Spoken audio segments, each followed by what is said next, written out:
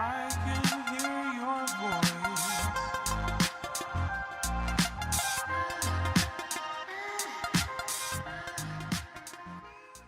Chinese Plank pour venir solliciter la partie postérieure de ton corps, donc toute la chaîne postérieure, ischio.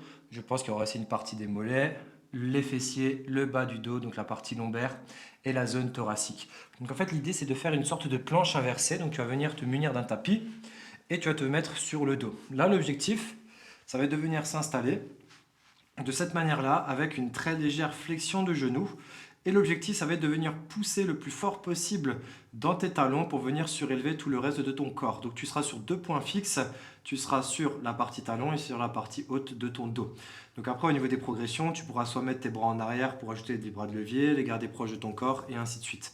Durant le temps qui t'est demandé par le coach. On se met en place et là, on va tenir 5 secondes. L'idée, c'est des fois de tenir 30 secondes à 1 minute, voire même plus, et carrément mettre de la charge sur ton corps pour venir ajouter de la progressivité.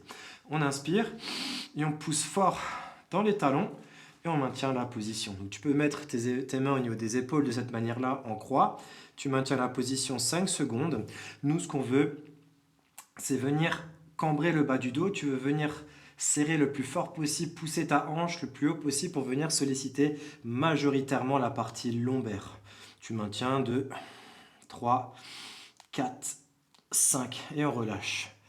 Donc voilà, ça c'est la Chinese Plank, ça te permet de venir cibler la chaîne postérieure, mais principalement la partie lombaire. Et tu veux vraiment chercher à faire une extension de hanche, serrer les fesses le plus fort possible et pousser ta hanche en direction du ciel pour venir solliciter la partie basse de ton dos.